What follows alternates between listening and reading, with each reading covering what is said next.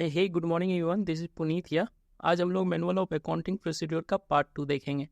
हमारा जो ईपीएफओ का manual of accounting procedure part 2 है, ये हमारा ईपीएफ स्कीम के बारे में डिस्कस करता है। जो हमारा ईपीएफ स्कीम था 1952 का, उसके बारे में डिस्कस करता है। तो इसका जो फर्स्ट चैप्टर है वो बात करता है एप्लीकेशन सिस्टम ऑफ अकाउंट के बारे में। तो सबसे पहले इंट्रोडक्शन दिया गया है कि हमारा जो ईपीएफ स्कीम है इसको इंट्रोड्यूस कब किया गया था। तो हम लोग ने देखा था कि सेंट्रल गवर्नमेंट जो था उन्होंने जो है सबसे पहले ईपीएफ एक्ट पास किया था। उसी ईपीएफ एक्ट के सेक्शन 5 में लिखा गया था कि एक ईपीएफ स्कीम बनाया जाए।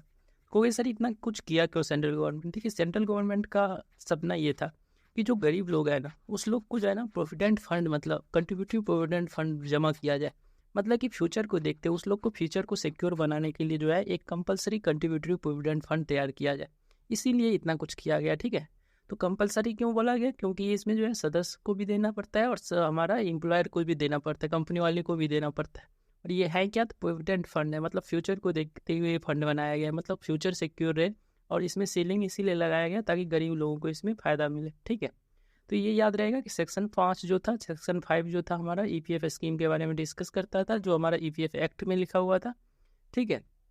उसके बाद हम लोग ने ये भी देखा था कि जो है शेड्यूल 2 जो था ना हमारा ईपीएफ एक्ट का, जो उसमें 4 शेड्यूल था। तो उस 4 शेड्यूल में जो शेड्यूल 2 था वो हमारा जो है कंट्रीब्यूशन ऑफ ईपीएफ स्कीम के बारे में डिस्कस करता था, ठीक है। तो ये इंट्रोडक्शन हो गया। नेक्स्ट है डेट ऑफ कमेंसमेंट। हमारा ईपीएफ स्कीम का कमेंसमेंट डेट क्या है? तो आप लोग कहेंगे कि सर 1 नवंबर जो है 1952, फर्स्ट ऑफ नवंबर 1952 बोलेंगे। तो ये श्योरली आप जो कह रहे हैं वो सही है, ठीक है। हमारा ईपीएफ स्कीम जो है फुल्ली जो रूप से, मतलब फुल्ली फाइनल जो टच दिया गया ईपीएफ स्कीम को, वो हमारा 1 नवंबर 1952 को दिया गया। और इसी दिन को हम लोग जो है ईपीएफओ का फाउंडेशन डे भी मनाते हैं, ठीक है। लेकिन क्या है ना कि देखिए, ये जितना भी हमारा ईपीएफ स्कीम में 10 एक्सरसाइज थे, उस 10 एक्सरसाइज में ना कुछ जो एक्सरसाइज थे उस रूम में लागू किया गया था। फिर उसके बाद धीरे धीरे करके फाइनल टच दिया गया था 1 नवंबर 1952 को। तो देख सकते हैं चैप्टर 2 एंड चैप्टर 3 को जो है ना 2 सितंबर 1952 को जो है लागू किया गया था, चैप्टर 2 और 3 को। क्योंकि सर ऐसा क्यों किया? ऐसा इसीलिए किया गया था क्योंकि चैप्टर 2 और 3 जो था ना, ये सीवीटी के बारे में बात करता था, मतलब सेंट्रल बोर्ड ऑफ ट्रस्टी। आप देखे होंगे कि हम जब बताए थे स्कीम, तो उसमें मैंने बताया था कि चैप्टर 2 जो है ना वो होता है हमारा central board of trustee, executive committee और रीजनल कमेटी के बारे में। और चैप्टर 3 जो था वो बताता था इसी लोग का अपॉइंटमेंट कैसे होगा और इसका पावर फंक्शन क्या होगा उसके बारे में। तो सबसे पहले तो सीबीटी का फॉर्मेशन होगा तब ना कोई स्कीम बनेगा। इसीलिए सबसे पहले जो है चैप्टर 2 एंड 3 को लागू किया गया था 2 सितंबर 1952 को, और फाइनल टच दिया गया 1 नवंबर 1952 को, ठीक है। तो ये दो डेट को कम से कम याद रखिए। देख सकते हैं बीच में 6 अक्टूबर 1952 को भी जो है हमारा कुछ पैरा जो था इसका लागू किया गया था ईपीएफ स्कीम का। लेकिन कम से कम याद रखिए 2 सितंबर 1952 को चैप्टर 2 एंड 3 को जो है लागू किया गया था, जबकि जो है 1 नवंबर 1952 को फाइनल टच दिया गया था ईपीएफ स्कीम का, ठीक है। अब रहा कि सर एप्लीकेशन क्या है, तो ये किस पे अप्लाई होता है? तो देखिए, ईपीएफ स्कीम किस पे अप्लाई होता है? तो उस सभी कंपनी के सदस्य पे, एम्प्लॉय पे मतलब लागू होता है हमारा ईपीएफ स्कीम, जो हमारा ईपीएफ एक्ट जिस पे लगा हुआ है। फिर से मैं बोलता हूँ कि उस सभी कंपनी के एम्प्लॉय पे ईपीएफ स्कीम लगता है जिस पे हमारा ईपीएफ एक्ट लगा हुआ है, ठीक है। तो देख सकते हैं कि अप्लाई किस पे होता है? जहाँ पे हमारा ईपीएफ एक्ट लगा हुआ है, ठीक है। आपको याद है ईपीएफ एक्ट कहाँ लगता है? तो उसके लिए मैंने एक्ट का एक वीडियो बनाया था, उसमें मैंने आपको बताया था। उसमें जो हमारा जो सबसे पहला सेक्शन था ना, उसी के जो सब सेक्शन 3 एंड 4 था, उसमें डीपली दिया गया था कि जो 20 या 20 से ज़्यादा वाला एम्प्लॉय रखता हो कोई कंपनी जो है उसके बाद मैंने उसमें बताया था कि शेड्यूल 1 में लिस्टेड हो, ठीक है। ये सब मैंने बताया था उसमें किस पे ये लगता है, ठीक है। साथ ही साथ आप देखे होंगे जब हम लोग पीएफ का स्कीम पढ़ रहे थे, ईपीएफ स्कीम 1952 पढ़ रहे थे, उसमें भी एक 20 पेज का लिस्ट ऑफ कंपनी दिया था, कंपनी का लिस्ट दिया था हमारा, ठीक है। पैरा 1 के जो है सब सेक्शन जो थे सब पैरा 3 में दिया गया था, ठीक है। पैरा 1 के सब पैरा 3 में हमारा लिस्ट ऑफ कंपनी दिया गया था जिसपे हमारा ईपीएफ स्कीम लगता है, ठीक है। तो उस सब पे लगता है। एक सिंपल भाषा में बोले तो ईपीएफ स्कीम जो है ना उस सभी कंपनी पे लगता है जब जहाँ पे हमारा ईपीएफ एक्ट लगा हुआ है, ठीक है, ओके। अब आगे सर किस पे नहीं लगता है? तो देखिए, ये जो है ना टी फैक्ट्री या टी प्लांटेशन ऑफ जो है असम, उस पे नहीं लगता है। साथ ही साथ आप ये भी बोल सकते हैं सर, जिसको एग्जाम्पशन मिला है, जो एग्जाम्पशन का जो हमारा सेक्शन था, अगर एक्ट में देखें एग्जाम्पशन का तो सेक्शन कौन सा था? 17, ठीक है। और वहीं अगर हम लोग देखेंगे अपने पीएफ स्कीम में देखेंगे तो उसमें 27 का ए। तो अगर जिसको एग्जाम्पशन मिला है ना तो उस पर भी जो है हमारा ईपीएफ एक्ट उस सदस्य पे या उस कंपनी पे नहीं लगेगा, कि नहीं आया समझ, मतलब ईपीएफ स्कीम भी नहीं लगेगा। तो मतलब हुआ ये कि सर हमारा जो ईपीएफ स्कीम है वो लगता है उस कंपनी पे है ना, उस कंपनी के सभी सदस्यों पे लगता है जिस कंपनी पे हमारा ईपीएफ एक्ट लगा हुआ है। और किस पे नहीं लगता है, तो सबसे पहला तो असम के टी फैक्ट्री या प्लांटेशन पे नहीं लगता है, और दूसरा जो एग्जाम्पशन लिया है उस पर भी हमारा जो है स्कीम नहीं लगता है, ठीक है। ओके, अब रहा कि fund sector under the EPF scheme, जो हमारा इसमें फंड कहाँ से आता है, मतलब फंड कहाँ से आता है, तो आप जानते हैं फंड के लिए क्या है, हम लोग कंपनी वाले से एम्प्लॉयर से 12% लेते हैं और सदस्य से 12% लेते हैं। तो जो कंपनी से 12% लेते हैं ना, उसमें से जो है 3.67 केवल 8.33 को हम लोग पेंशन में भेज देते हैं, और जो 3.67 बच गया ना उसको हम लोग पीएफ मतलब ईपीएफ स्कीम में डाल देते हैं, और जो सदस्य का 12% रहता है ना वो टोटल का टोटल जो है हमारा ईपीएफ स्कीम में रहता है कि नहीं आया समझ में। इस तरह से हमारे ईपीएफ स्कीम में कितना हो गया, 12% सदस्य का, एम्प्लॉय का, और जो है 3.67% जो है हमारा एम्प्लॉयर का। ये दोनों हमारे ईपीएफ स्कीम का कंट्रीब्यूशन का पार्ट होते हैं। और आगे ठीक है सर, ये मानिए इतना फंड हमारे पास जमा हो गया सभी सदस्य का, तब इस फंड को क्या करते हैं, तो इस फंड का यूटिलाइज हम लोग करते हैं ईपीएफ स्कीम के सर्विस को प्रोवाइड करने के लिए। तो आप कहोगे सर और कोई दूसरा काम नहीं कर सकते हैं क्या इसके रुपया से, तो नहीं, और दूसरा काम नहीं कर सकते हैं जब तक कि आपको सेंट्रल गवर्नमेंट से परमिशन नहीं मिलेगा तब तक, ठीक है। साथ ही साथ आपको ये भी याद रखना है कि ये जितना भी रुपया था ना ये सभी वेस्टेड था किसमें, सीवीटी में, मतलब कि इसका पूरा रिस्पॉन्सिबिलिटी, इस पूरे फंड का responsibility central board of trustee को दिया गया है, ठीक है। तो इतना ही लिखा हुआ था इसके फंड के बारे में। नेक्स्ट है हमारा एडमिनिस्ट्रेशन। ये एडमिनिस्ट्रेशन कैसे होता है, तो मैं तो हर वीडियो में मैं आपको बताया हूँ कि जितने भी ईपीएफ का स्कीम है ना उस सभी का एडमिनिस्ट्रेशन का पावर जो है किसको दिया गया है, सेंट्रल बोर्ड ऑफ ट्रस्टी को दिया गया। और सेंट्रल बोर्ड ऑफ ट्रस्टी को हेल्प करने के लिए, असिस्ट करने के लिए हमारा रीजनल कमेटी रीजनल लेवल पे बनाया गया है। तो क्या है एडमिनिस्ट्रेशन जो है हमारे ईपीएफ स्कीम का एडमिनिस्ट्रेशन कौन संभालता है, सेंट्रल बोर्ड ऑफ ट्रस्टी संभालता है। और सेंट्रल बोर्ड ऑफ ट्रस्टी को रीजनल कमेटी जो है वो हेल्प करते हैं, एडवाइस देते हैं इस स्कीम के एडमिनिस्ट्रेशन के बारे में, इसमें कंट्रीब्यूशन कितना आया उसके बारे में, रिकवरी के बारे में, डिस्पोजल के बारे में, ठीक है। तो एडमिनिस्ट्रेशन में बस इतना ही आपको याद रखना है, ठीक है। जैसे लिखा हुआ है देख सकते हैं कि जो हमारा रीजनल कमेटी है एसपीडी सेटलमेंट ऑफ क्लेम के बारे में बताता है, उसके बाद लिखा हुआ एडवांसेस का कैसे सेंशन हुआ उसके बारे में बताता है, प्रोसिक्यूशन का डिस्पोजल कैसे हुआ इसके बारे में बताता है, सब कुछ के बारे में, रिकवरी के बारे में बताता है। रीजनल कमेटी सीवीटी को असिस्ट करता है, ठीक है। अब नेक्स्ट लिखा हुआ है accounting procedure under the EPF scheme 1952। Accounting procedure में क्या होता है, तो देखिए हमारे पास इतना सारा फंड रुपया जमा हुआ, अब इस फंड जो जमा हुआ अभी इसे सदस्य हमसे रुपया मांगेंगे तो उसको रुपया भी देना पड़ेगा। तो यस श्योरली जो है एडवांसेज के रूप में मांग सकता है, फाइनल सेटलमेंट के रूप में मांग सकता है, ट्रांसफर के रूप में मांग सकता है, ठीक है। इसके लिए हम लोग सबसे पहले जो है सदस्य का मेंबर प्रोफाइल बनाते हैं। हमारा देखते होंगे फॉर्म 9 में मेंबर का प्रोफाइल रहता है जिसमें सदस्य कौन कौन हमारे ईपीएफ स्कीम का सदस्य है वो लिखा रहता है, कंपनी का भी हमारे पास लिस्ट रहता है, ठीक है। इसके बाद हमसे मानिए कोई एडवांसेज मांगता है तो उसे एडवांस हम लोग देते हैं, अगर हमसे ट्रांसफ़र मांगता है ट्रांसफ़र देते हैं, इंटरेस्ट भी हमारा जो है ईपीएफओ जो है इंटरेस्ट भी प्रोवाइड करता है ईपीएफ स्कीम के फंड पे, ठीक है। तो ये सब काम हम लोग करते हैं, ठीक है। अगर मानिए कि ठीक है सर इतना हो गया, ट्रांसफ़र ऑफ अकाउंट भी करते हैं, एडवांसेज भी देते हैं, फाइनल सेटलमेंट भी करते हैं, सदस्य का हमारे पास नॉमिनेशन भी रहता है, मेंबर प्रोफाइल भी बनाते हैं, ठीक है।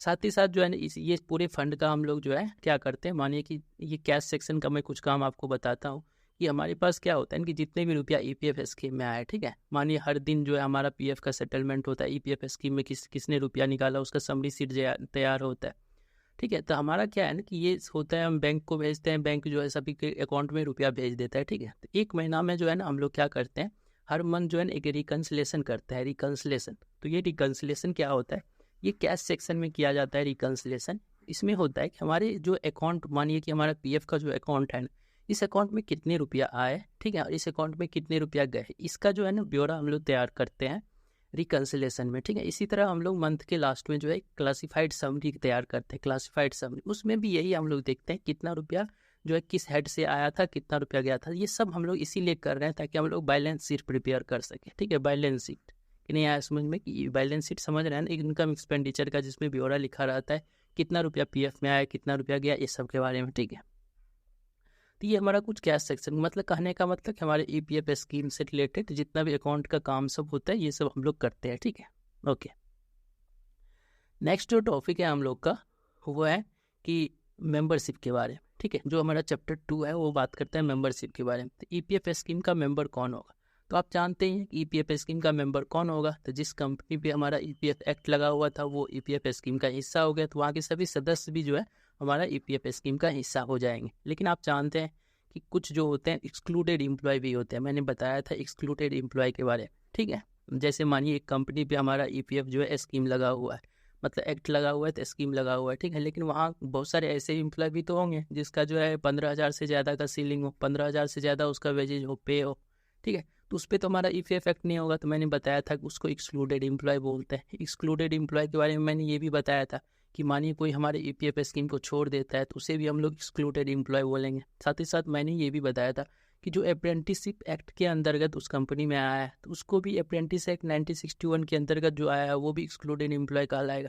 तो ये सब बात वही है। सिंपल सा याद रखिए कि मेंबरशिप ऑफ द फंड, हमारा जो ईपीएफ स्कीम का जो फंड है उस फंड का मेंबर कौन कहलाएगा, तो जो मेंबर वही कहलाएगा जिस पे हमारा ईपीएफ स्कीम लगा हुआ है, ठीक है। अब यहाँ एम्प्लॉय का डिफिनेशन दिया है तो हम लोग जानते ही हैं एम्प्लॉय किसको बोलते हैं, जो किसी काम के लिए कंपनी में काम कर रहा हो, चाहे वो मैनुअल काम कर रहा हो या कुछ भी काम कर रहा हो, उसके बदले में उसे वेजेज रुपया मिलता हो, तो वो सब एम्प्लॉय कहलाएंगे, चाहे वो कॉन्ट्रैक्टर के थ्रू आया हो या डायरेक्ट आया हो, ठीक है। ठीक है।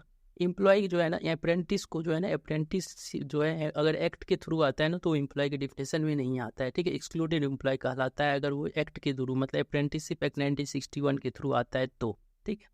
अब रहा एक्सक्लूडेड एम्प्लॉय किसको बोलते हैं, तो एक्सक्लूडेड एम्प्लॉय का मतलब हुआ जो हमारे जो है ईपीएफ स्कीम का हिस्सा नहीं है, वो एक्सक्लूडेड है, ठीक है।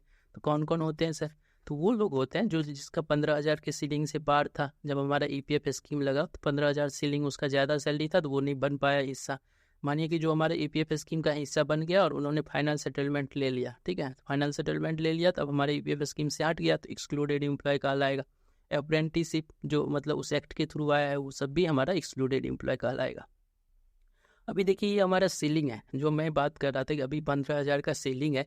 इससे पहले देख सकते हैं 6500 का सीलिंग था, 6,500 का सीलिंग था इससे पहले। अभी 15,000 का है, उससे पहले आप देख सकते हैं ये जो 15,000 का सीलिंग आया है 1 सितंबर 2014 को आया है। तो ये डेट याद रख लीजिए कि 1 सितंबर 2014 को जो है हमारा जो है 15,000 का सीलिंग लगाया गया था। ड्यूरिंग द मोदी गवर्नमेंट जब आया था उस समय इन्होंने लगाया था 1 सितंबर 2014, ठीक है। 2014 को जो है ये सीलिंग, उससे पहले जो देन 2001 से लेकर के 2014 तक 6500 का सीलिंग था, ठीक है। तो ये दो कम से कम याद रखिए कि 2001 से लेकर 14 तक जो था 6500 का था। उसके बाद जो है 15,000 का सीलिंग अभी हमारा प्रेजेंटली चल रहा है, ठीक है। अब इसमें भी जो है ना 21,000 के सीलिंग पे बात चल रहा है। अब इस 15,000 से बढ़ाकर गवर्नमेंट चाहती है कि 21,000 कर दे, ठीक है। अब रहा कि सर क्या इसमें मेंबर को जोड़ने के लिए, ईपीएफ स्कीम में जोड़ने के लिए कुछ क्या एलिजिबिलिटी भी लगता है क्या, तो देखिए कुछ एलिजिबिलिटी तो हम लोग पहले ही तय कर चुके हैं कि 15,000 का सीलिंग होना चाहिए।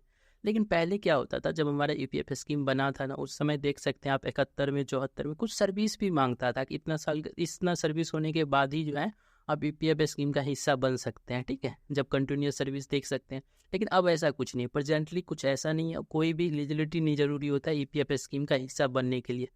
जिस भी कंपनी पे हमारा ईपीएफ एक्ट लगा हुआ है उस कंपनी में जितने भी एम्प्लॉय हैं जो 15,000 सीलिंग से नीचे हैं, ठीक है, वो सब हमारा ईपीएफ स्कीम का हिस्सा बन जाएंगे, ठीक है कि नहीं है इसमें। अब और कोई ये नहीं, सर्विस का कोई हम लोग को क्राइटेरिया नहीं दिया गया कि इतना सर्विस होगा तभी ईपीएफ स्कीम का हिस्सा बनेगा, ठीक है।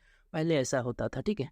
अभी कुछ ऐसा नहीं है, ठीक है। प्रेजेंटली आप देख सकते हैं कि कोई भी डेट ऑफ जिस दिन से मतलब उस कंपनी में ज्वाइन किया जिसमें हमारा स्कीम लगा हुआ है तो उस दिन से जो है हमारा स्कीम का वो सदस्य बन जाएगा, कि नहीं आया समझ में। कहने का मतलब ये हुआ कि मानिए कि इसी कंपनी है, उस कंपनी पे हमारा जो है ईपीएफ स्कीम लगा हुआ है।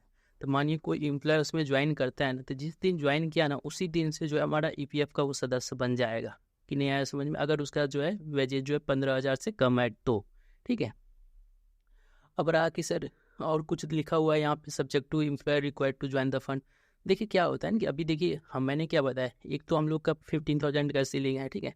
अब रहा कि सर कुछ लोग और भी हैं जो जुड़ सकते हैं हमारे ईपीएफ स्कीम में। यस देखिए एक तो सिंपल सा याद रखिए कि जो एक्सक्लूडेड एम्प्लॉय था ना, एक्सक्लूडेड एम्प्लॉय, एक्सक्लूडेड मतलब जो हमारे ईपीएफ स्कीम का हिस्सा नहीं, जैसे ही उसका एक्सक्लूडेड एम्प्लॉय का कैटेगरी चेंज हो जाएगा, मतलब सीज हो जाएगा। क्योंकि सर ये कैसे होता है, तो मानिए किसी का सैलरी जो था 15,000 से ज़्यादा था, मतलब उसका जो पे था 15,000 से ज़्यादा था। लेकिन मानिए किसी कारणवश जो उसका पे जो है कम हो गया 15,000 से, अब तो हमारा ईपीएफ स्कीम का हिस्सा बन सकता है ना, तो यस बन सकता है। जैसे ही वो एक्सक्लूडेड एम्प्लॉय के कैटेगरी से हट जाएगा हमारा स्कीम का हिस्सा वो बन जाएगा, कि नहीं है इसमें। दूसरा रहा कि सर हम लोग किसी को एग्जाम्पशन भी देते हैं। यस हम लोग देते हैं ना, पैरा जो हमारा सेक्शन 17 है और पैरा 27 27A है, इसमें बात करता है एग्जेम्पशन के बारे में। तो अगर जिसको एग्जेम्पशन देते हैं, अगर उसका एग्जेम्पशन कैंसिल हो गया, ठीक है, मतलब वो कैंसिल कर दिया गया या हमारे द्वारा कैंसिल किया गया हो ईपीएफओ के द्वारा, या वो खुद कैंसिल करा लिया हो फिर से ज्वाइन करने के लिए, तो जैसे ही उसका कैंसिल होगा तो फिर हमारे ईपीएफ स्कीम का हिस्सा बन जाएगा, तो वो भी जुड़ सकते हैं कि नहीं आया सुन। तो सब जुड़ सकते हैं, मतलब अगर जैसे ही रिजेक्शन ऑफ एग्जेम्पशन हो जाएगा तो वो हमारा स्कीम का हिस्सा बन जाएगा, ठीक है कि नहीं आया समझ। तो ये सब लोग जो है जुड़ सकते हैं, हमारे ईपीएफ स्कीम का हिस्सा बन सकते हैं, ठीक है। अब देखिए क्या है, कुछ सदस्य मानिए हमारे ईपीएफ स्कीम का हिस्सा है, ठीक है।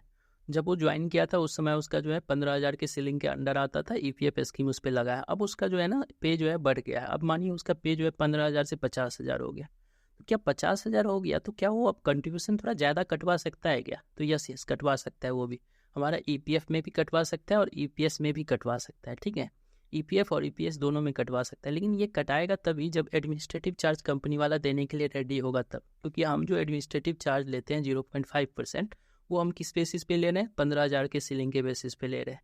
लेकिन अगर कोई सदस्य जो है उसका सैलरी अगर बढ़ गया, वो कंट्रीब्यूशन ज़्यादा कटवाना चाह रहा है क्योंकि वो चाह रहा है कि हमारा फ्यूचर और भी अच्छा रहे, फ्यूचर सिक्योर रहे, तो हमारे ईपीएफ में और भी रुपया डालना चाह रहा है कंट्रीब्यूशन के रूप में, तो ऐसा वो तभी कर पाएगा, ठीक है। ऐसा वो कब कर पाएगा, जब हम उसके कंपनी वाला administrative charge, extra administrative charge देने के लिए रेडी होगा, ठीक है। और एक चीज़ याद रखिए इसमें कि क्या है ना कि ईपीएफ स्कीम में तो कभी भी कंट्रीब्यूशन अपना ज़्यादा जमा कर सकता है जब उसके कंपनी वाला एडमिनिस्ट्रेटिव चार्ज देने के लिए रेडी हो, लेकिन ईपीएस स्कीम में अगर वो अपना कंट्रीब्यूशन ज़्यादा कटवाना चाह रहा है ना, उस केस में क्या होता है कि ईपीएस स्कीम में जिस दिन उसका 15,000 का सीलिंग पार किया उसी दिन से उसको ईपीएस करना पड़ेगा, ईपीएस में ज़्यादा कंट्रीब्यूट करना पड़ेगा परमिशन लेकर के, ठीक है। नहीं तो फिर बाद में चाहेगा कि बाद में करेंगे, तो ऐसा नहीं होता ईपीएस स्कीम में, ठीक है। इतना आप याद रखिए, ठीक है। एडमिनिस्ट्रेटिव चार्जेस ज़्यादा लगते हैं अगर 15,000 से ज़्यादा की सीलिंग पे कंट्रीब्यूशन कटाना चाह रहा तो, ठीक है। लेकिन याद रखिएगा कि ईडीएलआई में ऐसा कुछ नहीं है। ईडीएलआई हमेशा जो है 15,000 ईडीएलआई का मैक्सिमम सीलिंग होता है, इससे ज़्यादा पे ईडीएलआई का कुछ भी नहीं कर सकता है, ठीक है। 0.5% हम लोग ईडीएलआई के लिए चार्जेस लेते हैं कंपनी वाले से, 15,000 से उसमें सीलिंग कभी नहीं बढ़ा सकता है, ठीक है।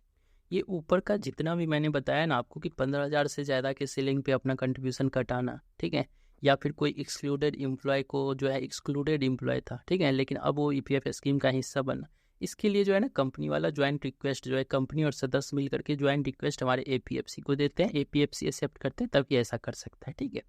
अब नेक्स्ट टॉपिक है हमारा रिजोल्यूशन ऑफ डाउट, किसके बारे में, मेंबरशिप के बारे में।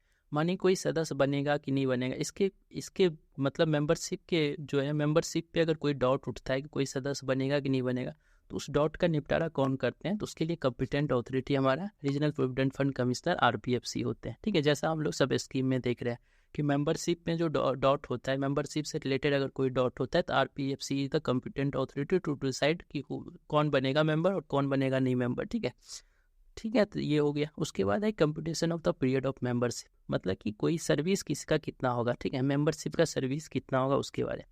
तो सर्विस कितना होगा, मानिए जितना मतलब हमारे ईपीएफ स्कीम में जब तक रहा है तब तक उसका सर्विस होगा, जब तक उसका कंट्रीब्यूशन आया है, जब तक वो फाइनल सेटलमेंट नहीं लिया है तब तक वो उसके सर्विस को मानेंगे। मानिए कोई पर्सन 2000 ईस्वी में ज्वाइन किया और 2005 तक जो है वो हमारे ईपीएफ स्कीम का भाग रहा, 2005 तक कंट्रीब्यूशन आया है, 5 साल का सर्विस मानेंगे। अगर मानिए उसी बीच में मानिए को 2 साल के लिए एग्जाम्पशन पे चला गया था, फिर 5 साल में से 2 साल घटा दीजिए, 3 साल को ही हम लोग सर्विस मानेंगे, क्योंकि 2 साल तो हमारा एग्जाम्पशन पीरियड में था। यही होता है हमारा क्या कि मेंबरशिप का सर्विस, का सर्विस का मतलब होता है टोटल सर्विस, लेकिन उसमें एग्जाम्पशन सर्विस नहीं आना चाहिए, या फिर हमारा स्कीम जब नहीं बना था उससे पहले का कोई सर्विस होगा तो उसको हम थोड़े काउंट करेंगे सर्विस में, ठीक है, ओके। अब रहा सर नेक्स्ट टॉपिक है रिटेंशन ऑफ मेंबरशिप। किसी का मेंबरशिप कब तक रहता है, तो किसी का मेंबरशिप कब तक रहता है, जब तक कि वो फाइनल विड्रॉल नहीं कर ले, ठीक है, या फिर हमसे एग्जाम्पशन नहीं ले ले। एग्जाम्पशन लेने का पैरा जो है हमारा सेक्शन 17 है, पैरा 27 और 27 का ए है, ठीक है। देख सकते हैं मैंने नीचे में लिखा है कि अगर कोई सदस्य जो है ईपीएफ स्कीम से मतलब निकल जाता है, हटना चाहता है, तो कब हट सकता है, फाइनल विड्रॉल से। अगर ईपीएस स्कीम पेंशन स्कीम से हटता है तो कब हटता है, जब उसका डेथ हो जाए या फिर 58 का हो जाए। ईडीएलआई स्कीम से हटने का एक ही तरीका है, क्या करो, सर्विस छोड़ दो, ठीक है। सर्विस जैसे ही छोड़ देगा तो जो है अपने आप जो ईडीएलआई स्कीम से हट जाएगा, ठीक है। तो कहने का मतलब कि किसी सदस्य का रिटेंशन तब तक रहता है जब तक वो फाइनल सेटलमेंट नहीं लेता है, ठीक है। जो ये एग्जाम्पशन है ना, एग्जाम्पशन का क्या है कि कोई सदस्य मानिए कि हमारे ईपीएफ स्कीम से एग्जाम्पशन ले लिया, तो ईपीएफ में कंट्रीब्यूट कर सकता है क्या? तो यस, कोई इसमें प्रॉब्लम नहीं, हमारे तीनों स्कीम में से किसी स्कीम में से हट सकता है और किसी स्कीम में कंट्रीब्यूट कर सकता है। मानिए कोई सदस्य ईपीएस से हट गया और ईपीएफ में जमा कर रहा है तो ऐसा कर सकता है? तो यस कर सकता है। और उसी तरह ईपीएफ से हट गया, ईपीएस में जमा करना चाहता है तो हाँ, ये भी कर सकता है। सब अलाउ है हमारे पास, ठीक है। अब उसके बाद लिखा है कि और भी कोई सदस्य बन सकता है क्या? तो मैंने ये बात आपको पहले ही बता दिया कि मानिए कोई सदस्य जो है हमारा 27 और 27A जो हमारा पैरा है ईपीएफ स्कीम का, उससे एग्जेम्पशन ले लिया, ठीक है। मतलब कहने का मतलब हमारे ईपीएफ स्कीम से एग्जेम्पशन ले लिया, तो अगर वो फिर से जो है ना एप्लीकेशन के द्वारा हमसे ज्वाइन करता है तो हम उसको ज्वाइन कर सकते हैं। एप्लीकेशन कमिश्नर को देगा कि हम फिर से ईपीएफ स्कीम का हिस्सा बनना चाहते हैं, तो वो ज्वाइन कर सकता है। लेकिन ये मौका केवल एक ही बार मिलता है, मतलब कि छोड़ने या ज्वाइन करने का जो है मौका एक ही बार मिलता है। और वो जैसे ही फिर से ज्वाइन करेगा ना तो हम उसके फॉर्म 9 में अपडेट कर देंगे। फॉर्म 9 में जो है उसको फिर से मतलब हम लोग जो एग्जाम्शन लिया था तो ये बात हम लिख देंगे, पहले एग्जाम्शन था, अभी फिर से वो हमारे ईपीएफ स्कीम का हिस्सा बन गया है, ठीक है। अब लिखा है एम्प्लॉय मेंबर्स प्रोफाइल। देखिए मेंबर्स प्रोफाइल क्या होता है, हमारा मेंबर का मास्टर प्रोफाइल क्या होता है। तो कहने का मतलब यहाँ फॉर्म 9 का डिस्कस कर रहा है कि जो हमारा फॉर्म 9 होता है इसमें मेंबर का सब डिटेल लिखा हुआ रहता है, ठीक है। इंक्लूडिंग फॉर्म 2 जो होता है ना हमारा नॉमिनी का डिटेल के साथ साथ सब कुछ इस फॉर्म 9 में लिखा रहता है, ठीक है। तो फॉर्म 9 हमारा मेंबर प्रोफाइल होता है जिसमें हमारा मेंबर की डिटेल पर्टिकुलर सब के बारे में लिखा रहता है। जैसे अभी मैंने बताया कि एक्सक्लूडेड हो गया था, अब जो है फिर से हमारे ईपीएफ स्कीम का हिस्सा बन गया। तो ये सब याद रखिए कि मेंबर मास्टर प्रोफाइल जो होता है हमारा फॉर्म 9 होता है जिसमें मेंबर का डिटेल होता है। फॉर्म 2 आप जानते हैं नॉमिनेशन के बारे में होता है, ठीक है, ओके, कुछ ज़्यादा नहीं था उसमें। अब देखिए ये इंपॉर्टेंट है, ठीक है, हमारा जो है enrolment of employ of the newspaper establishment. अभी देखिए हमने जो है ना पैरा 80 देखा नहीं था ईपीएफ स्कीम में, तो ये जो पैरा 80 है ना, हमारा पैराग्राफ 80 है हमारा ईपीएफ स्कीम का, वो बताता है न्यूज़पेपर एम्प्लॉय के बारे में। क्या है ना कि हमारे जो भी सदस्य बने, अभी जितना भी मैंने सदस्य की बात किया ना, 2-3 सदस्य को आप हटा लीजिए, ठीक है। उसमें एक न्यूज़पेपर, एक जो है सिनेमा वर्कर जो होते हैं वो, और एक फॉरेन वर्कर मतलब इंटरनेशनल वर्कर, ठीक है, और एक और कह सकते हैं स्पेशल केस वाला जो डिसेबल पर्सन होते हो। ये 4 केस के लिए स्पेशल प्रोविजन दिया गया ईपीएफ स्कीम में। फिर से सुनिए, हमारा जो ईपीएफ स्कीम है ना उसमें जो है ना 4 सदस्य के लिए अलग से जो है पैराग्राफ दिया गया है इस चारों सदस्य के बारे में। किसके किसके बारे में? तो न्यूज़पेपर एम्प्लॉय के बारे में, जो न्यूज़पेपर वर्कर होता है उसके बारे में, उसके बाद कौन सा इंटरनेशनल वर्कर के बारे में, सिनेमा वर्कर के बारे में, ठीक है, और एक स्पेशल वर्कर के बारे में बात करता है जिसमें डिसेबल पर्सन के बारे में बात करता है, डिसेबल वर्कर जो होता है उसके बारे में बात करता है। क्योंकि सर इसमें क्या है, देखिए कोई भी जो हमारा अभी हम लोग पढ़ रहे हैं किसके बारे में, तो हम लोग पढ़ रहे हैं अभी न्यूज़पेपर वर्कर के बारे में। तो देखिए न्यूज़पेपर वर्कर जो होता है ना, इसके लिए कोई सीलिंग नहीं है। जैसे 15,000 का सीलिंग सभी के लिए है ना, तो न्यूज़पेपर वर्कर के लिए कोई सीलिंग नहीं है, ठीक है। हमारा पैराग्राफ 80 में ये बात सब लिखा गया है कि न्यूज़पेपर वर्कर के लिए कोई सीलिंग नहीं होता है, ठीक है। इसको जो हमारा ईपीएफ स्कीम में हिस्सा बनने के लिए इसका कोई सैलरी तैलरी नहीं है, इतना होना चाहिए, ठीक है, कोई सीलिंग नहीं। लेकिन इसमें दिया गया है कि कम से कम 3 मंथ का सर्विस होना चाहिए मिनिमम, ठीक है, मतलब कि 3 महीना कम से कम वो न्यूज़पेपर कंपनी में या न्यूज़पेपर फैक्ट्री में काम किया हो कम से कम। अब आगे सर ये जो 3 महीना आपका है कंटिन्यूस सर्विस, इस कंटिन्यूस सर्विस का मतलब मैंने बताया है, कंटिन्यूस सर्विस में कोई लीव पे गया है तो वो भी आ जाएगा, कोई मानिए कि मैटरनिटी लीव पे गया है उस पर वो भी आ जाएगा। मतलब जो ऑथराइज लीव होते हैं ना वो कंटिन्यूस सर्विस में काउंट किए जाते हैं, ठीक है। तो 3 मंथ का या तो मिनिमम सर्विस हो या फिर मानिए कि 60 दिन का एक्चुअल वर्क हो। जो इस 3 महीने में जो लास्ट जो 3 महीने बात कर रहा हो उसमें कम से कम 60 दिन का एक्चुअल वर्क हो, तो वो जो है ना हमारा क्या है न्यूज़पेपर वर्कर हमारे ईपीएफ स्कीम का हिस्सा बन सकता है, ठीक है। तो ये आपको समझ में आ गया। ये पैरा 80 भी याद रखिएगा, पैरा 80 न्यूज़पेपर वर्कर के बारे में बात करता है और इसका इनरोलमेंट कैसे होता है मैंने बताया कि इसके लिए कोई सीलिंग नहीं होता है, कम से कम मिनिमम 3 मंथ का सर्विस या 60 डेज का वर्क होना चाहिए। नेक्स्ट है हमारा सिनेमा वर्कर के बारे में, ठीक है। तो ये सिनेमा वर्कर के बारे में हमारा पैरा 80 जो पैराग्राफ ईपीएफ स्कीम का पैराग्राफ 81 है वो बात करता है, ठीक है। वो बताता है कि कोई सिनेमा वर्कर हमारा ईपीएफ स्कीम का हिस्सा कैसे बनेगा, ठीक है। तो देखिए हमारा कोई सिनेमा वर्कर जो है ना वो ईपीएफ स्कीम का हिस्सा तभी बनेगा कम से कम वो 3 फीचर्ड फिल्म किया हो, ठीक है, 3 फीचर्ड फिल्म में काम किया हो, चाहे वो एक डायरेक्टर के अंदर किया हो या 3 डायरेक्टर के अंदर किया हो, एक से ज़्यादा के अंदर किया हो, ठीक है। कम से कम वो 3 फीचर्ड फिल्म मिनिमम जो है 3 फीचर्ड फिल्म में वर्क किया हो, ठीक है, ठीक है। और एक चीज़ में ये भी लिखा हुआ है कि उसका जो सैलरी जो उसका जो मंथली मिलता हो रुपया वो 1600 से ज़्यादा नहीं हो और एनम 15,000 से ज़्यादा नहीं हो। इस पर मैं थोड़ा डाउट हूँ, मुझे कहीं मिला नहीं, ठीक है, सर्च करने से आप देखिएगा थोड़ा, ठीक है। लेकिन जो है मैंने दोनों में देख लिया है, मतलब मैनुअल भी देख लिया ईपीएफ स्कीम भी देख लिया, ठीक है। दोनों में ये बात लिखा हुआ है कि 1600 रुपया मंथली जो है इसका दिया गया है कि इससे ज़्यादा का सीलिंग नहीं होना चाहिए, 1600 मंथली, ठीक है। और 15,000 जो है पर एनम दिया गया है, 15,000 पर एनम, ठीक है। इसका सीलिंग दिया गया है किसके बारे में, सिनेमा वर्कर। क्योंकि सर इतना कम क्यों दिया है, देखिए आप डिफिनेशन देखिए इसका कि कह रहा है कि सिनेमा वर्कर किसको बोलते हैं। लिखा है कि जो है डायरेक्टली या थ्रू ए कॉन्ट्रैक्टर, ठीक है, वो ज्वाइन किया हो, ठीक है, फीचर्ड फिल्म में काम कर रहा हो as an artist, actor, musician, dancer. तो अब देखिए अगर मानिए कोई कंपनी में फीचर्ड फिल्म में काम कर रहा है एज ए म्यूजिशियन, तो उसको कितना रुपया मिलता होगा। मानिए एक मंथ में वो एक फीचर्ड फिल्म किया हो, तब एज ए म्यूजिशियन मानिए कि अभी मानिए ज़्यादा मिलता होगा। लेकिन अगर मानिए छोटा कोई फिल्म था, फीचर्ड फिल्म था 5-10 मिनट वाला, तो उसमें कितना मिलता होगा। तो इसीलिए इसमें जो है कम सीलिंग है। हो सकता है ये अपडेट किया गया हो, मुझे पता नहीं है, ठीक है। तो आप अगर कुछ हो तो ऐसा मुझे कमेंट करके मुझे बताइएगा, ठीक है।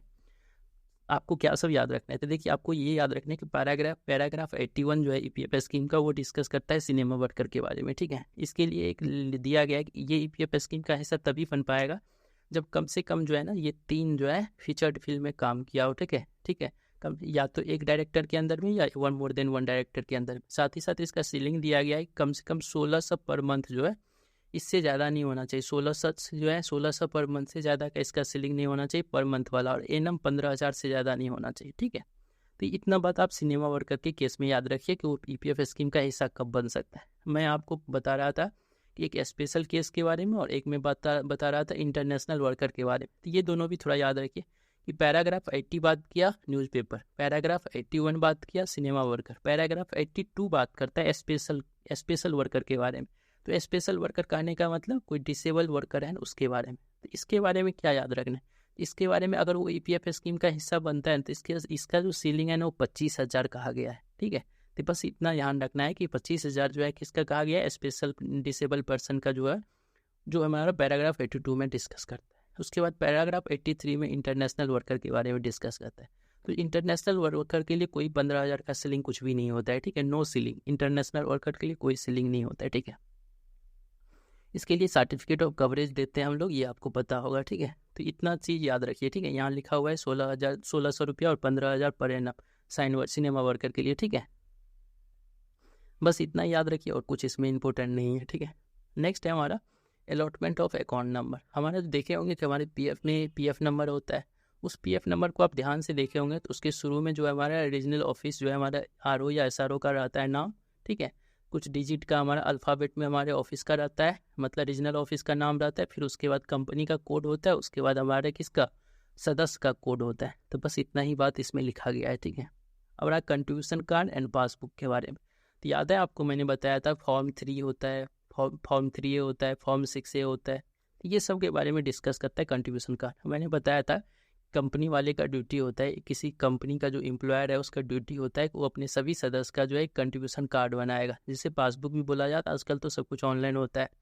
तो कंट्रीब्यूशन कार्ड के लिए मैंने बताया था कि फॉर्म 3A होता है, फॉर्म 3A में उस सदस्य का जो है कितना रुपया जो है इस महीने कंट्रीब्यूशन के रूप में कटा है, उसका कितना वेजेज था, ये सब डिस्कस किया जाता है। उसी तरह मैंने बताया था फॉर्म 6A होता है, जो एनुअल कंट्रीब्यूशन कार्ड होता है, किसी सदस्य का जो है पूरे साल में जो है कितना वेजेज था, कितना उसका कंट्रीब्यूशन कटा, ये सभी जो है हमारे ऑफिस को जमा करना पड़ता है एम्प्लॉयर को, ठीक है। इतना यही सब लिखा हुआ है और कुछ नहीं। नेक्स्ट है हमारा जो चैप्टर 3 है वो बात करता है कंट्रीब्यूशन के बारे में, कि हमारा ईपीएफ स्कीम में कंट्रीब्यूशन कहाँ से आता है। तो ये बात हम लोग बहुत बार डिस्कस कर चुके हैं। कंट्रीब्यूशन कहाँ से आता है, तो जो हम लोग जानते हैं कि 12% जो हम लोगों ने लिया था सदस्य से वो, और उसके बाद जो है जो 3.67% था एम्प्लॉयर का, वो हमारा ईपीएफ स्कीम का हिस्सा होता है, ठीक है। वो जो है किस पे मिलता है, तो हमारा पे जो है सदस्य का जो पे होगा, मानिए किसी सदस्य का पे 12,000 है, ठीक है, ठीक है। तो उस पे का जो है इतना परसेंटेज हम लोग लेते हैं, 12% जो है वो लेते हैं। उसके बाद जो है ये 3.67% कंपनी वाले से लेते हैं पे का। अब आगे सर पे का डिफिनेशन क्या होता है, तो वही होता है basic plus DA plus RA plus food concession, ठीक है। ये रिटर्निंग अलाउंस का यहाँ डिफिनेशन दिया है। रिटर्निंग अलाउंस का मतलब समझे कि मानिए कोई कंपनी हो 15 दिन के लिए बंद रहा, तो 15 दिन के लिए अगर कंपनी बंद रहा तो क्या वो सैलरी नहीं देगा क्या, तो देता है कंपनी वाले, ठीक है। तो वो जो सैलरी देता है ना उसे ही हम लोग बोलते हैं एज ए सैलरी के रूप में जो देता है वो रिटर्निंग अलाउंस होते हैं, ठीक है। रिटर्निंग अलाउंस, ठीक है, ओके।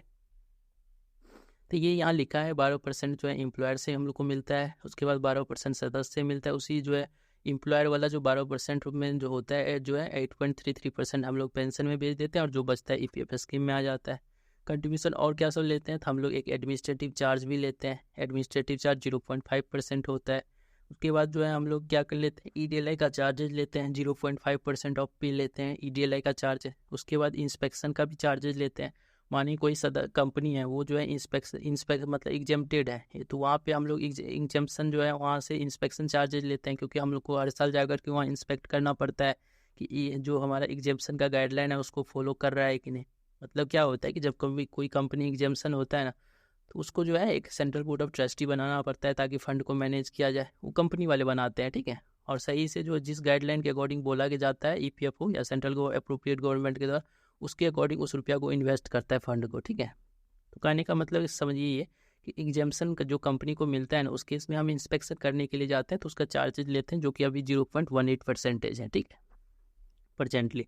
तो ये भी चार्जेज लेते हैं हम लोग, ठीक है। अब रहा कि सर ये जो 12% 12% आप बोल रहे हैं कि सदस्य का 12% जो है कंपनी वाला जो है सदस्य देता है और 12% जो है कौन देता है, हमारा कंपनी वाला देता है। लेकिन मैंने सुना है कि 10% भी देता है। तो यस ये भी ध्यान रखिए, कुछ कंपनी ऐसे भी होते हैं जहाँ पे हम 10% ही लेते हैं, ठीक है, 12% नहीं लेते, 10% ही लेते हैं। तो क्योंकि सर ऐसा क्यों, इसीलिए ऐसा लेते हैं, कुछ कंपनी ऐसे होते हैं जिसको ज़्यादा बर्डन हम नहीं दे सकते हैं, क्योंकि वो कंपनी ऐसा हालत में नहीं है कि जो ज़्यादा परसेंट कंट्रीब्यूट कर सकते हैं। क्योंकि आप समझे होंगे कोई कंपनी वाला के लिए 12% पे का देना कितना हार्ड काम होता होगा, एक बर्डन के रूप में होता होगा, ठीक है। यस श्योरली होता है। इसीलिए हम लोग ने 20% का सीलिंग भी लगाया हुआ है कि 20 से ज़्यादा वाली कंपनी 20 सदस्य से ज़्यादा वाले पे ही हमारा EPF एक्ट लगेगा, क्योंकि एक एम्प्लॉयर के बर्डन के रूप में होता है। इसीलिए जो है ना हम लोग ने कुछ कंपनी को रिलैक्स किया है, उसको बोला है केवल आप 10% ही दीजिए, कंट्रीब्यूट कीजिए, मतलब सदस्य भी 10% और कंपनी वाला भी 10%, ठीक है।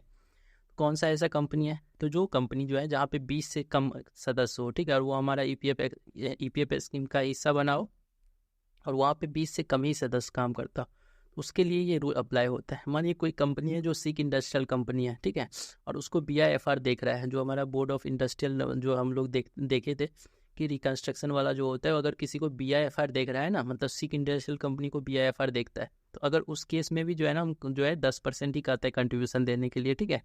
अगर मानिए कोई कंपनी है उसका जो है ना पूरे साल का जब उसको कैलकुलेट किया गया तो उसको लॉस हुआ इक्वल टू नेट प्रॉफिट, मतलब नेट वर्थ, जितना उसका कंपनी का वर्थ है उसके बराबर उसको लॉस हो गया, ठीक है। तो इस तरह की कंपनी से हम 12% कैसे वसूलेंगे, तो इसीलिए हम कहते हैं कि आप भी 10% ही दीजिए कम से कम, ठीक है। उसके बाद जूट कंपनी हो गया, बीड़ी कंपनी हो गया, ब्रिक कंपनी हो गया, क्वायर हो गया, गम फैक्ट्री हो गया, तो ये सभी के लिए हम लोग का 10% ही है, ठीक है। तो ये ध्यान रखना है क्योंकि ये बहुत ही इंपॉर्टेंट है, ठीक है। 10% किस किस से लेते हैं, तो सिक इंडस्ट्रियल कंपनी से लेते हैं। कोई कंपनी है जहाँ 20 से कम एम्प्लॉय हो, ठीक है, कोई जूट कंपनी हो गया, बीड़ी कंपनी हो गया, ब्रिक हो गया, क्वायर हो गया, गम फैक्ट्री हो गया, या फिर कोई ऐसा कंपनी है जिसका जो हर साल पूरे साल का जो लॉस है जो हुआ है वो बराबर हो गया नेटवर्थ के, ठीक है, मतलब बहुत ज़्यादा लॉस हो गया, ठीक है। तो उस केस में हम 10% ही बोलते देने के लिए, ये बात इतना ही लिखा। ये देख सकते हैं कि हमारा ये कंट्रीब्यूशन कितना कितना हम लोग लेते थे, पहले 8% लेते थे, फिर 10% किया, फिर 12% किया, ठीक है। तो ऐसा ये दिया गया है, ठीक है, ये सब इतना इंपॉर्टेंट नहीं है, ठीक है। अब नेक्स्ट है recovery of contribution by the employer. हम लोग जानते हैं कि कोई भी सदस्य जो है ना, जो सदस्य देता है 12% और जो 12% हमारा कंपनी वाला देता है, लेकिन ये पूरा का पूरा रिस्पॉन्सिबिलिटी किसका है देने का, तो कंपनी वाले का देने का है। मतलब कंपनी वाले अपने एम्प्लॉय को सैलरी देने समय ही क्या करते हैं, सैलरी देते वक्त ही जो है जो सदस्य का कंट्रीब्यूशन है उनको काट लेते हैं, ठीक है। जैसे मानिए किसी सदस्य का सैलरी देना है, ठीक है, मानिए 15,000 सैलरी देना है, तो 15,000 का जो है ना 15,000 का जो 12% है वो जो कंपनी वाला है वो काट लेते हैं और हमारे EPFO ऑफिस को देते हैं, ठीक है। हम कहने का मतलब ये हुआ कि कंपनी वाला जो होता है अपना भी कंट्रीब्यूशन और सदस्य का भी कंट्रीब्यूशन सदस्य के सैलरी से काट लेते हैं, ठीक है। अगर वो ऐसा नहीं करता है, ठीक, क्योंकि रिस्पॉन्सिबिलिटी जो है केवल कंपनी वाला का है कि कंपनी वाला को ही सदस्य का भी कंट्रीब्यूशन और अपना भी कंट्रीब्यूशन जमा करना है, ठीक है। सैलरी के वक्त काटने के लिए बोला जाता है, ठीक है, तो देना पड़ेगा। अब रहा कि सर सदस्य का कंट्रीब्यूशन 12% और 12% जो है किसका, हमारे एम्प्लॉयर का भी होता है। लेकिन क्या है कभी कभी सदस्य चाहता है कि हम अपना कंट्रीब्यूशन जो है ज़्यादा कटाए, तो ऐसा ज़रूरी नहीं है कि अगर सदस्य ज़्यादा कटवाना चाह रहा है तो जो है कंपनी वाला भी ज़्यादा कटाए, ऐसा ज़रूरी नहीं है, ठीक है। तो ये भी ध्यान रखिएगा, ठीक है। हम लोग मंथली बेसिस पे लेते हैं, मतलब कंपनी में काम करने वाला कुछ लोग ऐसे भी हो सकते हैं जो है डे पे काम करता हो, तो उसका भी हम लोग देखते हैं कि एक महीना में उसने कितना लिया, उसके अकॉर्डिंग हम लोग जो है कंट्रीब्यूशन मंथली बेसिस पे लेते हैं। कहने का मतलब चाहे उस कंपनी में काम करने वाला डेली वर्कर हो या वीकली वर्कर हो, उससे नहीं मतलब है हमको उसको एक महीना में जितना मिला उस पे का जो है हमको 12% जो है एज ए कंट्रीब्यूशन सदस्य का और एज ए कंट्रीब्यूशन जो है किसका, कंपनी वाले का, एम्प्लॉयर का चाहिए। ठीक है, ओके। नियरेस्ट रुपी हमारे यहाँ सभी स्कीम में होते हैं। अब ये भी मैंने आपको बता दिया कि payment above the pay ceiling, अगर 15,000 से ऊपर पे अगर कोई सीलिंग पे अपना कटवाना चाह रहा हो तो उसके लिए क्या होना चाहिए, तो कंपनी वाले और सदस्य का दोनों का उस पर जो है एक्सेप्टेंस होना चाहिए। ठीक है, क्यों? क्योंकि हम लोग एडीएम चार्जेज लेंगे, एडमिनिस्ट्रेटिव चार्जेज लेंगे कंपनी वाले से 15,000 से ज़्यादा कटवाने पे। ठीक है, तो ये तो बता ही दिया, तो इसके बारे में कुछ नहीं। ठीक है, हाँ, जो कोई एक्सक्लूडेड एम्प्लॉय, ठीक है, अगर कोई एक्सक्लूडेड एम्प्लॉय मतलब जो हमारे ईपीएफ स्कीम का हिस्सा नहीं था, ठीक है, ठीक है, 15,000 से अधिक, वह भी हमारे ईपीएफ का सदस्य बन सकता है। तो ये भी मैंने आपको बता दिया, कोई एक्सक्लूडेड एम्प्लॉय भी जो है वो भी अगर सदस्य बन सकता है हमारे ईपीएफ स्कीम का, अगर वो बोलता है कि हम बनना चाहते हैं तो। ठीक है, लेकिन इस केस में भी जो है तो कंपनी वाला जो है क्या कर सकता है, हमारा एडमिनिस्ट्रेटिव चार्ज देने के लिए रेडी होगा तभी। मानिए कि किसी सदस्य का सैलरी जो है, मानिए कोई जो कंपनी में काम करता है जिसका सैलरी 50,000 है, वो हमारा ईपीएफ स्कीम का हिस्सा तो बन नहीं सकता है, क्योंकि ईपीएफ स्कीम का हिस्सा 15,000 तक ही होता है, लेकिन वो भी बनना चाहता है। तो ठीक है, हम बना लेंगे, ईपीएफ स्कीम का हिस्सा उसको बनाएंगे, लेकिन उसके कंपनी वाला अगर रेडी हो तो, क्योंकि कंपनी वाला जो है एडमिनिस्ट्रेटिव चार्ज उसके लिए देगा तभी हम बनाएंगे। ठीक है, यही बात लिखा है, कोई एक्सक्लूडेड एम्प्लॉय भी बन सकता है अगर एडीएम चार्जेज जो है एडमिनिस्ट्रेटिव चार्जेज कंपनी वाला देने के लिए रेडी हो तो। ठीक है, अब नेक्स्ट लिखा है रिस्पॉन्सिबिलिटी ऑफ एम्प्लॉयर। एम्प्लॉयर का क्या रिस्पॉन्सिबिलिटी होता है, तो इसका क्या होगा, कंपनी वाले का रिस्पॉन्सिबिलिटी हम लोग ने जो बहुत सारा देखा है, मतलब ईपीएफ स्कीम में भी देखा है रिस्पॉन्सिबिलिटी क्या होता है। तो सबसे पहला तो ये रिस्पॉन्सिबिलिटी हो गया कि जो है कंट्रीब्यूशन है वो जो है सदस्य जो है एम्प्लॉय है उसके सैलरी में से काट के हमको पे करे। ठीक है, अगर वो ऐसा नहीं करता है, डिडक्ट नहीं किया, तो जो है एम्प्लॉयर को डैमेज देना पड़ेगा, सदस्य से तो कुछ नहीं लेना पड़ता है डैमेज है। मानिए कोई कंपनी वाला है, ठीक है, वो जो जब अपने कर्मचारी सबको सैलरी दे रहा था, अपने एम्प्लॉय सबको सैलरी दे रहा था, तो उसके सैलरी से जो है ईपीएफ का कंट्रीब्यूशन नहीं काटा, तब उससे हमको नहीं मतलब है कि तुमने काटा या नहीं काटा। ठीक है, अब जो है उस कंपनी वाले से हमको डैमेजेज लेना है। ठीक है, डैमेजेज लेना है, जो ड्यू है वो भी लेना है। ठीक है, यही रिस्पॉन्सिबिलिटी ऑफ एम्प्लॉयर का कहने का मतलब ये हुआ कि कंपनी वाला का रिस्पॉन्सिबिलिटी होता है कि अपने सदस्य का जो है सैलरी देते वक्त उसका कंट्रीब्यूशन काट के ईपीएफओ के लिए रख ले। ठीक है, अगर ऐसा नहीं करता है तो कंपनी वाला जो है उसका डैमेजेज भरेगा, ना कि सदस्य भरेगा। ठीक है, ये ध्यान रखना है। मोड ऑफ पेमेंट, तो मोड ऑफ पेमेंट क्या है, तो हम लोग जानते ही हैं कंट्रीब्यूशन कैसे जमा करता है, तो 15 दिन, ये तो आपको पता होगा कि 15 डेज का हम लोग देते हैं, जैसे ही मंथ खत्म हुआ उसके 15th डे का 15 दिन के अंदर जमा करना रहता है। लेकिन हम लोग जो है ना 5 दिन का ग्रेस पीरियड भी देते हैं। ठीक है, कि 5 दिन का और उसको टाइम देते हैं 5 दिन और। लेकिन मानिए कि अगर 20वां दिन होगा, वो मानिए कोई हॉलीडे है, तो उसको 20 दिन से पहले ही इसका मतलब करना चाहिए था, मतलब 19वां दिन ही करना चाहिए, एक दिन और टाइम नहीं देंगे हम। ठीक है, तो ये ध्यान रखना है कि 5 दिन का ग्रेस पीरियड मिलता है आफ्टर 15 डेज। ठीक है, लेकिन वो 15 डेज मानिए कि 20th डे जो होगा, 20वां दिन जो होगा, अगर उस दिन मानिए हॉलीडे है तो उस हम 21वां दिन नहीं देंगे उसको, 19वां दिन वो जमा करना चाहिए था उसको। ठीक है, लेकिन अब रहा कि सर ये तो आप बता रहे हैं कि मंथ ख़त्म होने के बाद, लेकिन ऐसा भी तो हो सकता है ना कि कोई कंपनी में जो हमारा कैलेंडर मंथ नहीं चलता, वहाँ पे जो कौन सा मंथ चलता हो, तो वेजेज मंथ चलता हो। तो कहोगे सर वेजेज मंथ क्या होता है। देखिए, मैं जब एसबीआई में काम करता था ना, तो एसबीआई में जो है ना सैलरी 25 तारीख को मिल जाता था, तो वहाँ पे वेजेज मंथ मतलब कहने का मतलब क्या, कि जहाँ पे सैलरी 25 को ही मिलता हो, ठीक है, तो वहाँ पे उस 25 दिन जिस दिन सैलरी मिला है ना, उसके आगे का 15 दिन काउंट किया जाएगा, न कि 30 तारीख का। ठीक है, कहने का मतलब क्या है कि मानिए कोई ऐसा कंपनी है जो 15 तारीख को ही सैलरी देता हो, तो 15 से 15 वहाँ पे चलता हो, मानिए ऐसा चल रहा हो, तो उसको 15 से 15 चल रहा हो ना, तो जिस दिन उसका 15 के बाद जो 15 दिन होगा, जिस दिन सैलरी मिला ना, उसकी बात कर रहा हूँ मैं। ठीक है, तो वो उससे आगे 15 दिन काउंट करेंगे। ठीक है, ये भी ध्यान रखना है आपको, क्योंकि बहुत सारी कंपनी ऐसी होती है जहाँ पे वेजेज मंथ काम करते हैं, कैलेंडर मंथ काम नहीं करते। आई होप आप लोग समझे होंगे। ठीक है, फॉर्म 3A, फॉर्म 6A, ये सब मैंने आपको बता दिया है कि फॉर्म 3A जो होता है हमारा मंथली कंट्रीब्यूशन कार्ड होता है, फॉर्म 6A जो होता है एनुअल कंट्रीब्यूशन कार्ड होता है। ठीक है, ये सब हो गया हमारा कि कंट्रीब्यूशन जो है एम्प्लॉयर जो है ये सब करता है, एम्प्लॉयर जो है कंट्रीब्यूशन कार्ड प्रिपेयर करता है, हमारे ईपीएफ ऑफिस को देता है, हम लोग टैली भी कराते हैं। कि जो फॉर्म 3 और फॉर्म 6 से जो है इस सब का टैली करवाते हैं। फॉर्म 12A से 12A भी जो है कंपनी वाला प्रिपेयर करता है, एक तरह से कहिए कि एनुअल ये भी रहता है कितने। अब ये भी याद रखिएगा कि रिमिटेंस चार्जेज कंपनी वाला जो कंट्रीब्यूशन जमा किया उसका रिमिटेंस चार्जेज तो कंपनी वाला ही भरता है।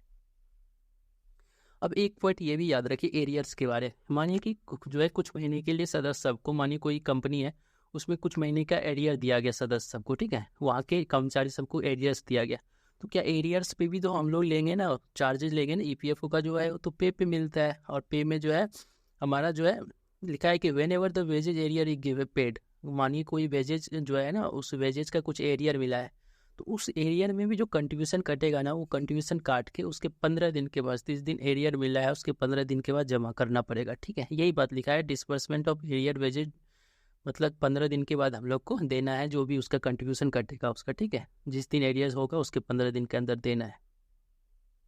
अब लिखा है कि diversion of employer share EPS scheme में, ये बात हम लोग जानते ही हैं कि जो 12% एम्प्लॉयर ने दिया है उस 12% का हम लोग 8.33% जो है वो हम लोग ईपीएस में भेज देते हैं। तो यही बात लिखा हुआ है कि ये जो 12% कंपनी वाले ने दिया उसका 8.33% हम लोग अकाउंट 10 में ईपीएस के लिए भेज दिया, और 3.67 जो बच जाता है वो भी हम लोग ईपीएफ स्कीम में दे देते हैं। और जो कर्मचारी का जो सदस्य का 12% था वो तो हमारा ईपीएफ में रहता ही है, ठीक है। तो इस तरह से आप समझे ना कि हमारे ईपीएफ में जो है जो 12% सदस्य का है वो, और 3.67% कंपनी वाले ने जो दिया ये परसेंटेज ईपीएफ में रह जाता है, और ईपीएस में हमारा 8.33% जाता है, ठीक है। ओके, नेक्स्ट जो टॉपिक है लिखा है ये उतना इम्पोर्टेंट नहीं है, ठीक है। Waive of the contribution not deducted, ये इम्पोर्टेंट नहीं है। Non recovery of the contribution from the very employer, ये सब जो है ना, देखिए ये सब एक केसेज स्टडी है, ठीक है।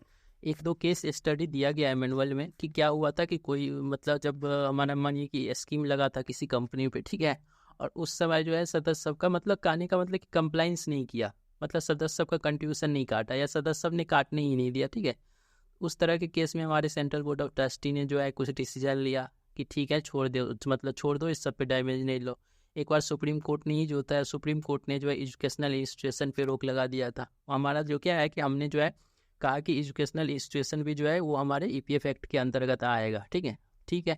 ऐसा हो गया, हमने जो है 1982 में जो है एक अपना एक जारी किया सर्कुलर, एक नोटिफिकेशन ऑफिशियल गजट में जारी किया, और उसमें बताया कि जितना भी एजुकेशनल इंस्टीट्यूशन है इस सब पे भी हमारा ईपीएफ का एक्ट लगेगा। तो एक्ट तो लगेगा, ठीक है, अगर जैसे ही एक्ट लग गया तब स्कीम भी लग गया, ईपीएफ स्कीम भी लग गया। अब ईपीएफ स्कीम में भी कंट्रीब्यूट करना पड़ेगा, ठीक है। तो अब ईपीएफ स्कीम में कंट्रीब्यूट ही नहीं किया, 82 से लेकर के जब 82 में लगा था 88 तक जो है कंट्रीब्यूशन ही नहीं आया, ठीक है, मतलब कंप्लाइंस नहीं किया कंपनी वाले ने, एजुकेशनल इंस्टीट्यूशन ने कंप्लेन नहीं किया, और वो केस चला गया सुप्रीम कोर्ट में। किसी सदस्य ने बोल दिया कि एजुकेशनल इंस्टीट्यूशन पे नहीं लगाना चाहिए, तो चला गया सुप्रीम कोर्ट, सुप्रीम के स्टे लगा दिया इसके, मतलब इस पे स्टे लगा दिया हमारा जो है उस पर कि मतलब एजुकेशनल इंस्टीट्यूशन वाले जो हम लोग ने निकाला था उस पर भी एक्ट लगेगा। अब ये केस जो है फाइनली जो है ख़त्म हुआ जब सीबीटी ने मतलब जो है इस केस को भी जो है सॉल्व किया फाइनली। सुप्रीम कोर्ट ने बोला कि हाँ लग सकता है, और आज हमारा देख सकते हैं प्रेजेंटली जो है एजुकेशनल इंस्टीट्यूशन पे भी जो है हमारा ईपीएफ का एक्ट लगा हुआ है, ठीक है। ऐसा नहीं है, सुप्रीम कोर्ट जो है इसमें भी डिसीजन दिया था, हमारी पक्ष में था एक तरह से, लेकिन फाइनली सीबीटी ने जो है अपना डिसीजन लेके इस केस को ख़त्म किया था, और जो है छोड़ दिया था 82 से 88 तक जितना मैंने पढ़ा है, ठीक है। और अभी जो है हमारा एक्ट लगता है, ठीक है, एजुकेशनल इंस्टीट्यूशन पे। नेक्स्ट जो टॉपिक है हमारा वो है हमारा एक्सपेंसेज ऑफ एडमिनिस्ट्रेशन, ठीक है। ये बहुत इंपॉर्टेंट चैप्टर है एमसीक्यू के दृष्टिकोण से। जो भी हमारा एडमिनिस्ट्रेशन होता है ना, हम लोग जो करते हैं उसके लिए एक्सपेंसेज होते हैं, खर्च होते हैं, तो उस खर्चा कहाँ से लेते हैं, तो हम लोग लेते हैं क्या, तो दो तीन जो है, एक मानिए कि एडमिनिस्ट्रेटिव चार्ज लेते हैं। तो एडमिनिस्ट्रेटिव चार्ज क्यों लेते हैं हम अपने स्कीम को चलाने के लिए एक एडमिनिस्ट्रेटिव चार्ज लेते हैं, ठीक है। अब इसी से जो है एडमिनिस्ट्रेटिव चार्ज से हम लोग अपने सैलरी जितना भी ईपीएफओ का काम सब चलता है एडमिनिस्ट्रेटिव चार्ज से चलता है, ठीक है। और एक लेते हैं इंस्पेक्शन चार्ज है, ठीक है। ये दोनों चार्जेस से ही हमारा ईपीएफओ जो है ईपीएफओ काम इस ईपीएफओ चलता है एक तरह से, ठीक है। एडमिनिस्ट्रेटिव चार्जर और एक ही कौन सा inspection charge in case of exempted employer, ठीक है। अगर कोई कंपनी एग्जेम्प्टेड है तो उस केस में हम इंस्पेक्शन चार्जेस लेते हैं, ठीक है। हमारा पैरा 38 पैरा 39 जो था ये बात करता था चार्जेस के बारे में। 38 बोलता था कि mode of payment of contribution, और 39 बोलता था फिक्सेशन ऑफ एडमिनिस्ट्रेटिव चार्जेस। तो पैरा 39 बोलता था कि जो है कितना चार्जेस लेंगे हम लोग एडमिनिस्ट्रेटिव चार्जेस। तो इसमें हम लोग ने देखा था कि सेंट्रल गवर्नमेंट जो है CVT से, सेंट्रल बोर्ड ऑफ ट्रस्टी से मतलब बात करके तय करता है कितना एडमिनिस्ट्रेटिव चार्जेज लेना है, कितना पे हमारा EPFO चल जाएगा। ठीक है, ये सभी जो है हम लोग जो है जमा करना पड़ता है। ये दोनों चार्जेस भी जो है 15th day of close of month जो है जमा करना पड़ता है, या फिर इन केस ऑफ मानिए वेजेस मंथ चल रहा हो तो उस केस में भी ऐसा ही चलता है। ठीक है, सेंट्रल गवर्नमेंट CVT दोनों देख सकते हैं। पहले 3% लेते थे, फिर 2.4 किए, फिर 0.37 किए, और अभी जो है हमारा एडमिनिस्ट्रेटिव चार्जेस कितना है प्रेजेंटली जो है 0.5% है हमारे पे का। ठीक है, पहले अलग तरह से लेते थे हम लोग, देख सकते हैं आप पढ़ करके। ठीक है, टोटल पे वगैरह वगैरह सब लिखा हुआ है, लेकिन हमारा जो प्रेजेंटली जो है 1/6/2018 से जो हम लोग ले रहे हैं 0.5% ऑफ पे एंड वेजेस ले रहे हैं, पे या वेजेस। ठीक है, ये याद रखिएगा, प्रेजेंटली 2018 से 1/6/2000 से। अब रहा इंस्पेक्शन चार्जेस, तो हम लोग एग्जेम्प्टेड जो कंपनी होता है, एग्जेम्प्टेड कंपनी के एग्जेम्पशन चार्जेस जो लेते हैं, इंस्पेक्शन चार्जेस लेते हैं। हम लोग क्या करते हैं, जो कंपनी एग्जेम्प्टेड रहता है ना, वहाँ इंस्पेक्शन करने के लिए जाते हैं, हर साल जाते हैं। ठीक है, इंस्पेक्टर सब जाते हैं, साथ ही साथ जो है और भी लोग जाते हैं इंस्पेक्शन करने के लिए। ये जाते हैं करने के लिए कि रूल रेगुलेशन को फॉलो कर रहा है कि नहीं। तो रूल रेगुलेशन क्या होता है सर एग्जाम्पशन का, वो मेरा PF वाला जो PDO है उसमें जाके आप देखिए कि क्या होता है, एग्जाम्पशन कैसे मिलता है, उसका क्या गाइडलाइन होता है।